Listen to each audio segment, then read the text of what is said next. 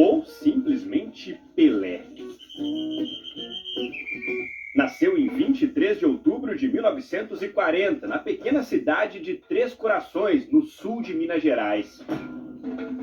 Dico, como era então chamado, sonhava em jogar como o pai. O Dondim, ou Celeste Arantes, era conhecido por ser um grande cabeceador e foi a estrela do Bauru Atlético Clube, o BAC, do interior de São Paulo. E foi no mesmo clube que tornou o pai famoso que o craque ainda menino deu os primeiros passos no futebol. Logo de cara, o garoto magrinho de apenas 11 anos conquistou seus primeiros títulos nos anos de 1954 e 1955. Edson era apelidado por sua família de Dico, e Pelé só surgiu durante o tempo de escola por conta da forma que pronunciava o nome de seu ídolo, o goleiro Bilé do Vasco da Gama de São Lourenço, inspirado no time carioca. Em 1956, o ex-atacante Valdemar Brito levou o menino Pelé para a cidade de Santos para um teste no time profissional do Santos Futebol Clube. Clube onde o jovem de, na época, 15 anos, fez história e tornou-se o maior jogador de futebol do mundo. Aos 16 anos, em 1957, Pelé se destacava no torneio Rio-São Paulo. Em 30 jogos, 18 gols marcados. No campeonato seguinte, 36 gols marcados. Os números foram impressionando e o futuro rei chegou à seleção brasileira. A estreia com o uniforme da Canarinho foi aos 16 anos. O jogador mais jovem a vestir essa camisa. E o jogo foi de peso. Contra a Argentina, no templo do futebol brasileiro, o Maracanã. E com vitória do Brasil por 2-1. E Pelé marcou um dos gols, o primeiro pela seleção. Aos 17 anos, o garoto chegava à sua primeira Copa do Mundo e cumpria a promessa feita ao pai: vencer uma Copa. No Santos, tornou o clube imbatível. Foram 40 taças levantadas, 11 vezes artilheiro do Campeonato Paulista, sendo 9 consecutivas.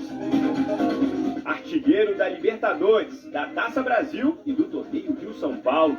Aos 22 anos, o rei já contabilizava 500 gols na carreira.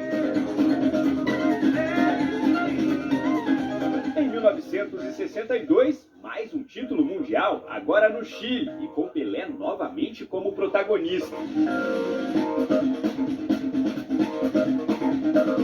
Em 1964, bateu o recorde pessoal de gols em uma mesma partida. Pelé marcou 8 vezes contra o Botafogo de Ribeirão Preto. 4 anos depois, o rei tinha sua primeira decepção na carreira. O Brasil foi eliminado logo na primeira fase da Copa do Mundo da Inglaterra. O rei foi responsabilizado pela tragédia e disse que teria pensado em encerrar a carreira. Pelé, uma pergunta. Corre notícias que você não quer participar de mais nenhuma Copa. É verdade, a minha intenção é essa. Porque eu já não tive sorte, mas nessas duas últimas que foi, então é melhor eu não tentar, e naturalmente que em 4 anos as coisas podem mudar, mas Copa do Mundo eu prefiro não disputar mais. Ideia que não vingou. Em 1972 veio o gol 1000 do craque. Atenção, expectativa do Brasil e do mundo.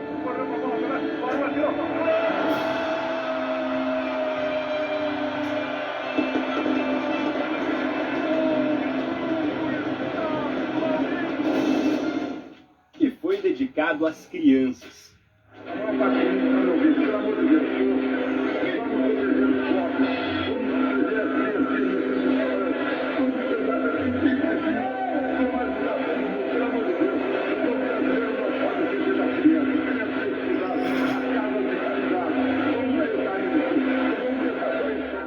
Em 70, na Copa do México, Pelé era a grande esperança dos brasileiros que viviam momentos difíceis com a ditadura militar. E o rei não decepcionou. Última Copa disputada pelo jogador.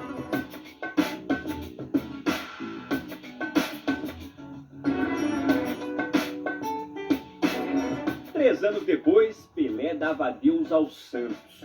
De braços abertos, com a bola parada, o rei chorava e pedia perdão. terminava ali uma parceria de 18 anos. Depois do Santos, Pelé foi jogar no New York Cosmos, nos Estados Unidos, onde encerrou a carreira. A despedida foi em uma partida contra o Peixe. Pelé jogou um tempo em cada equipe. No fim, ele deu um grito que foi repetido pelos torcedores.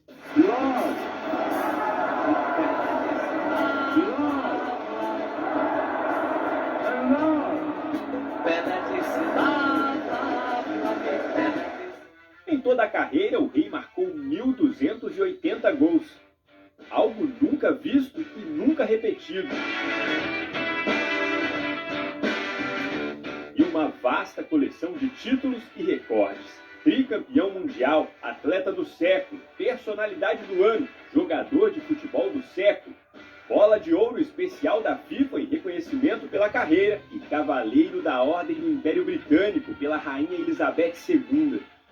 I look forward to a visit to London this week from the incomparable Pelé. Longe dos gramados, Pelé também teve vida movimentada. 3 casamentos, namoro com a então modelo Xuxa e 7 filhos. O Rei chegou até a se arriscar na televisão e no cinema. Participou de algumas novelas e de 10 filmes. O primeiro longa-metragem foi Os Trombadinhas, lançado no fim da década de 1970.